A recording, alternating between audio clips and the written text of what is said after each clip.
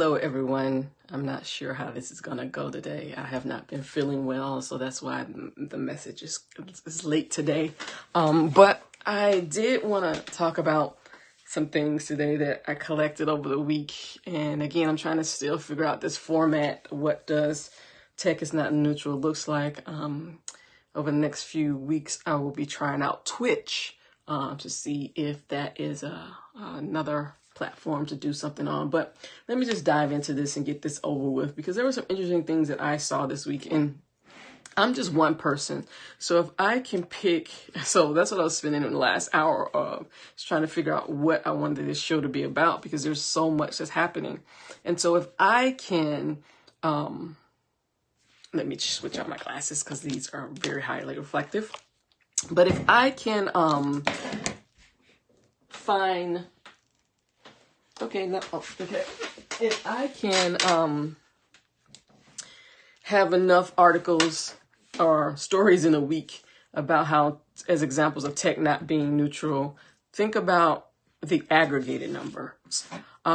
So what started my week was last Sunday with CBS 60 Minutes. And I have two stories that came out of the Mueller report. So while we're people arguing about impeachment and people arguing about collusion or conspiracy, there are some tech things that are happening that Mueller and his investigators pulled out of that report. And one of them is these individuals in Russia were using Bitcoin, and that's how they paid for many of the ads and things that they were using to target these groups on Facebook and Twitter. Bitcoin has also been a way for laundering money, so that you don't know where the money's coming from, who it's going to, that kind of thing. But I just found that interesting because no one's talking about that again. Tech gets to, while we're having these discussions about, whether he is or whether he isn't, there are some underlining things that Mueller report was saying that no one's talking about. And I think that's a huge thing to address that people are missing. There were several points of, for some reason I want to say contact, but that's not the word. There were several points within the report where they talked about how technology was used and by the Russians. And the second story was it's Mueller's report reveals how Black activists, white tears, and racism helped Trump become the president. And it's the Roots article, and it outlines, this is in the Mueller report, volume 1, how these Russian operatives targeted, intentionally grabbed onto certain narratives in communities to divide them and to make particularly white people very upset. I didn't know about this. One of the things. So first of all, I knew that they'd done the ads. I didn't know they had taken certain personas and were creating accounts to make them look like they were actually existing people who were in the movement. But one thing that I found interesting, and I just did not know about this, was, the organization who did that, but the IRA went beyond social media to infiltrate Black organizations. In February 2017, the fictitious online persona Black Fist, who was primarily concerned with Black people protecting themselves and knowing the law, hired a New York martial arts instructor to teach a self-defense class.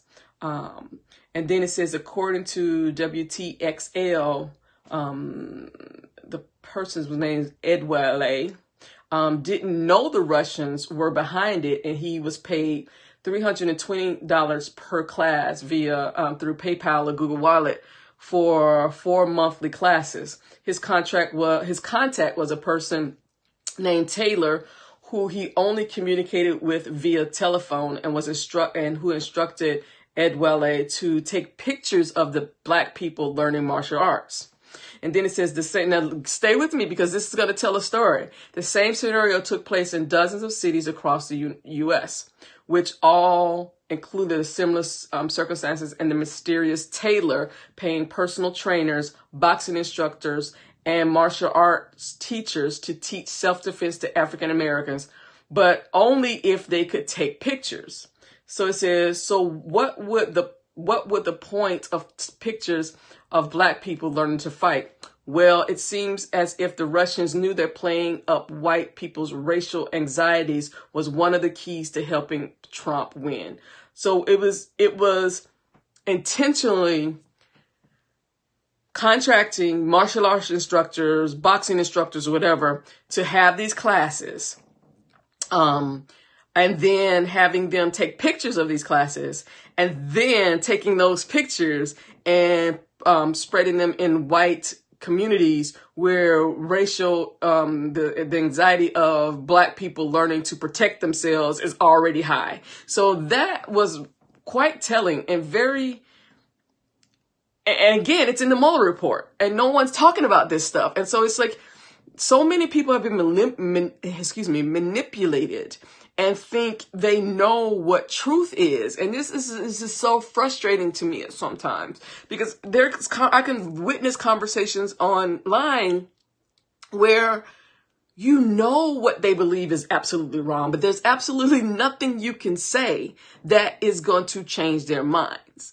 And that belief only leads to harming of vulnerable people. And so this is what happened. It's like, because it goes on further, it talks about, did playing up racism on social media help Trump become president? Well, Hillary Clinton received the lowest percentage of white voters, 37%, of any presidential candidate, Democrat or Republican, in 32 years. According to the Washington Post, more than 1/3 of the 4.4 million Obama voters who stayed home during the 2016 presidential election were Black. And the Pew Research reports that in 2016, Black voters turnout was down for the first time in 20 years. So it says, no one is sure if the voter turnout is due to the fact that Obama raised the enthusiasm of Black voters during the campaign. But the Mueller report makes it clear when it came to the Black vote, there was definitely obstruction. So it's there. And this is a conversation we're not having. I've seen no one besides, I've seen no one in visual press talking about these. None of this on these talk shows that I've seen are talking about this. And this is a very important point. So the next thing I wanted to talk about was, so we're going to get into, I came across an article. I used to work for Google, and now I'm a conscientious objector. So we're going to get into the Google part of today's show, which is, so it says American companies continue to build surveillance tools that are used to violate human rights.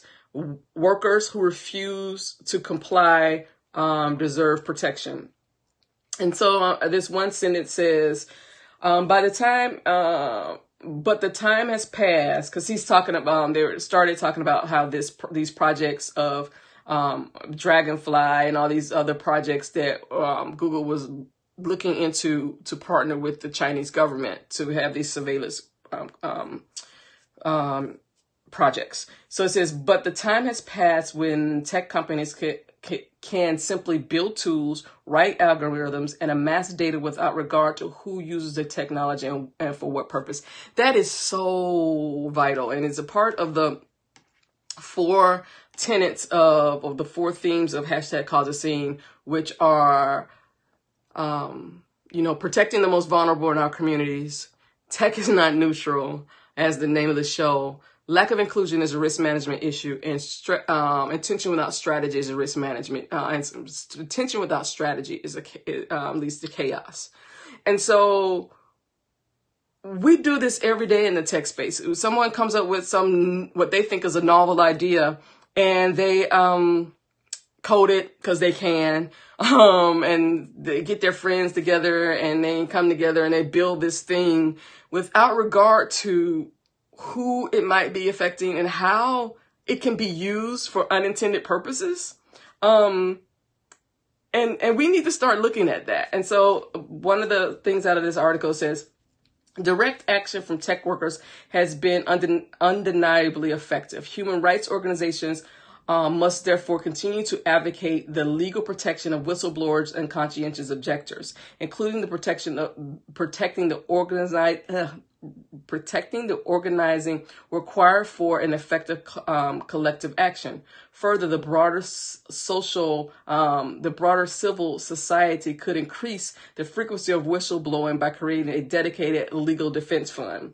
And then it says tech companies, and so this is again why tech is not neutral. They want to sit back and they want to say, oh, we want to create these things that make the world better, and we just want to be these great stewards of society. Tech companies are spending record amounts on lobbying and quietly fighting to limit employees' legal protections for organizing.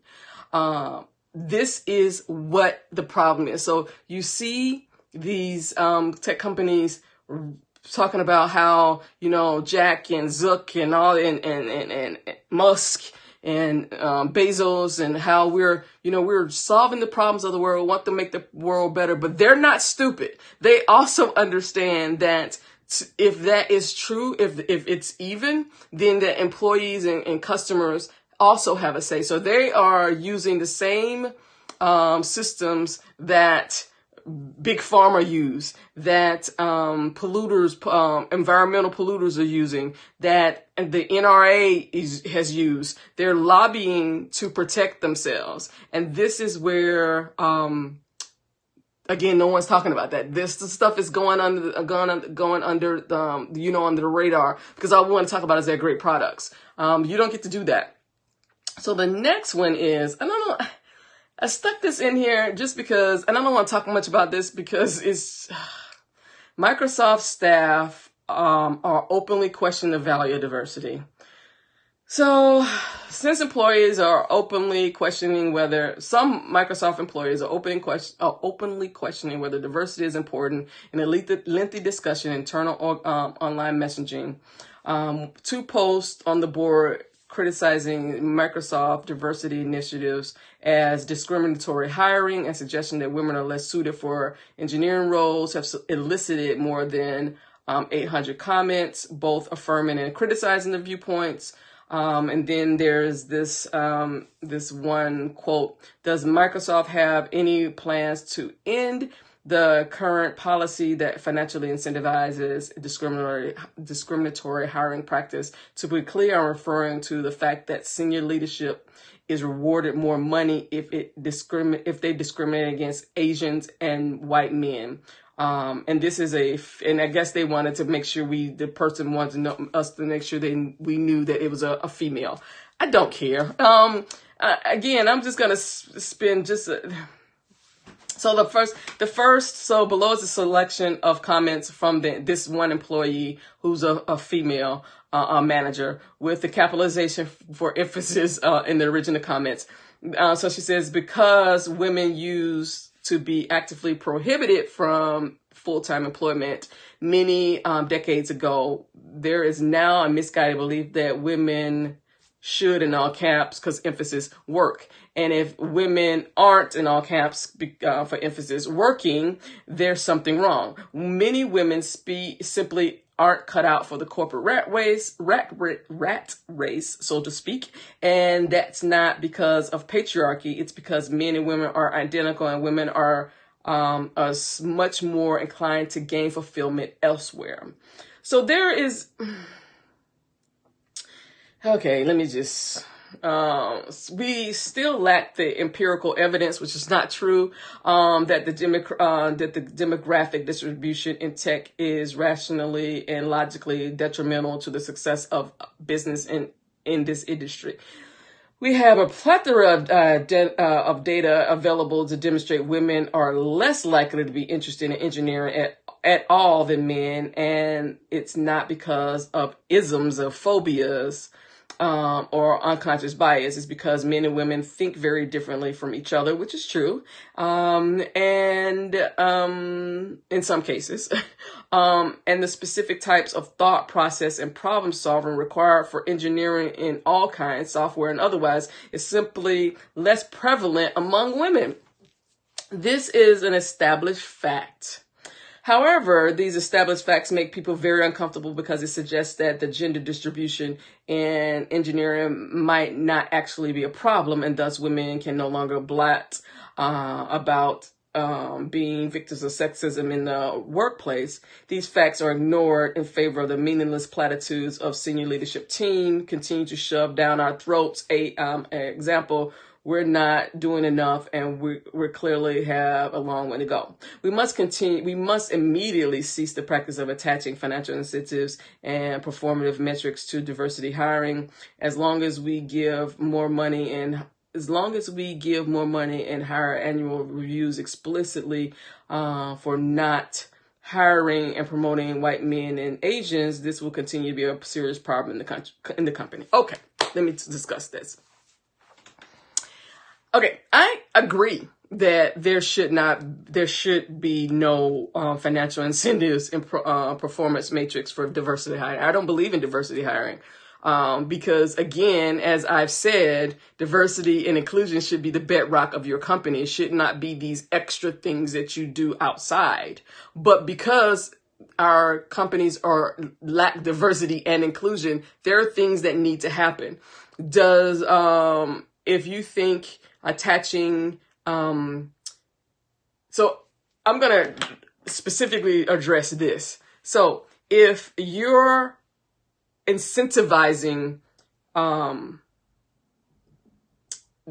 diversity hiring, I'm going to assume that we're going to say that what they're saying is diversity hiring is women and people of color, people with disabilities, LGBTQ. I'm going to take that back because I'm just going to say women and minorities. If hiring incentives were established before, based on, as a manager, if you're bringing in people, if you're bringing in effective people to do the job and your team is working, and you get a bonus for that, why should that change? Now, I'm not going to say that you should get more. And people are gonna argue with me, but this is why I agree with this point, because as an educator, I saw this happening in the school systems. So when the big testing thing happened, everybody needs to be on this standardized test, and how your students performed was based on your pay, or even if you kept your job. Some school systems, if your students did well, you got a bonus. Other school systems made it so that if your students did not do well, or did however they performed would determine if you got a contract the next year. That is setting up a situation for people to cheat. That is setting up a situation because they're damned if they do and they're damned if they don't, and they need a job. So if this is happening, then what they're saying is it's bringing in less effective people, but that's not what happens. No, people aren't in business. I would hope not. And I'm hoping not at Microsoft that you're going out and hiring people because of their gender and their ethnicity and race. And they're not qualified to do the work. And see, this is the thing that gets people all the time, because they want to say that doing this lowers the bar. It does not. These individuals have the qualifications. They just can't get through the door. And this is what people don't ever want to talk about. There's so much gatekeeping. There's so much culture fit. There's so much bullshit that they're just to get a woman. And I don't consider white women diversity at all anyway, but to consider, I'll just use me as an example, myself as an example. For me to get through the door, do you know how much bullshit I have to go through to get to the door? I have to have way more degrees than most of the people working at these companies. I have to put in way more hours. I have to come in to even get an interview. I have to prove what I know. Whereas other individuals are brought in and then they get to prove themselves. That's what people don't get about affirmative action. Affirmative action is something that once we get in, it's not like we're going to sit back and like, oh, no, we have to work harder. If there is no department and we're put in charge of the department, we have to fucking make the department up. We have to create it. We don't get the chance to sit back and enjoy it. We have to work harder. So again, I get that was just one point I wanted to pull up because I like to be the devil's advocate this is how these arguments go, because there's enough truth in them to get people to question, but then their logic just falls apart. It's just like, if I had a conversation with this person, they would just fall apart, because there's enough truth in what you're saying, except for the fact that data continues to prove, both in academia and in business, that diversity is important for, we are in a knowledge economy. We are no longer making widgets, and we need to stop that. You can't have a knowledge, based, not a learning organization when, there are only one set of people there. That's just not how that works, especially when you have a global, customer and client base. So, nothing about this whole, there's no data that proves that diversity and inclusion helps ROI is true. So, okay, I'll leave that alone. And then I want to get into briefly about what's gone on at Google since the walkout. So there's been some retaliation issues that are going on, and two individuals specifically who've either the work they're working on has discontinued, and they have been given told to stop working on these projects, or they've been demoted, and their workload has been given out to somebody else, until one person got an attorney. And so this goes back to that Conscientious Objector article that I read earlier, is that on the surface, you see it as one thing, but when you look deeper into it, it's something else. Because what happened is, they just had a global town hall meeting, and for the first time, contract workers, those individuals who, companies like Amazon, Microsoft, Google, actually shit on, the ones that they don't give health insurance to, it was an employee meeting, and they've come together and said, you know what? And this is what I say all the time. We get there together and not at all. And when you protect the most vulnerable, everybody is protected. So I'm happy to see that that the Google employees have adopted this model of bringing in those most vulnerable employees within their organization, although they are contract workers. And see, that's another thing that these tech companies get away with. So not only are they lobbying so much, but they're using, everybody's a contractor, as you see with Uber and all these other things. And that means you don't pay taxes, or you don't have to abide by certain rules that other businesses have when they have employees, or you have situations like this that you farmed out, these roles to other places who hire in. So these people are not considered employees, but they are treated as employees. But yet they don't have the benefits that Google employees or Microsoft employees or whatever have. And so I'm happy to see that the Google employees have actually brought these most vulnerable individuals in, and are moving forward with, we get there together or not at all. And then I wanted to talk about, Twitter. This one article that was quite interesting to me, it says, why won't Twitter treat white supremacy like ISIS? And it says, because it would mean banning some Republican politicians too. A Twitter employee who's working on machine learning believes that a proactive algorithmic solution to white supremacy would also catch Republican politicians. And I just want to read you this paragraph. Twitter has not publicly explained why it has been able to successfully eradicate ISIS while it continues to struggle with white nationalism. As a company, Twitter won't say that it can't treat white supremacy in the same way it treated ISIS, but external experts, Motherboard spoke to, this Motherboard article, said that the measures taken against ISIS were so extreme that if applied to white supremacy, there would certainly be a backlash. because the algorithms would obviously flag content that has been tweeted by prominent Republicans, or at the very least their supporters. So it's no surprise that then employees at the companies, so it's no surprise then that employees at the company have realized that as well. This is the stuff that Jack doesn't want to talk about. This is why I got pissed off about him going and having a closed door meeting with the president of the United States. These are the conversations that people aren't having. So it's, and it goes to, again, the lobbying. And when you hear that this president talks about how, keeps talking about how on these platforms that the conservative voice is being shut out. Because the conservative voice is rooted in white supremacy. And so so it's this catch-22, because these public officials, you don't want to be seen as censoring them.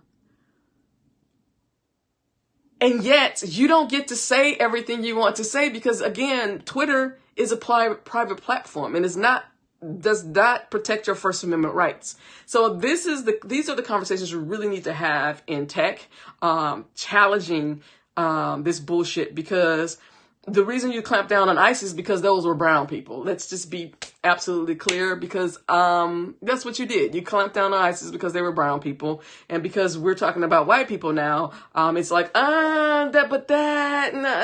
whatever, fuck y'all.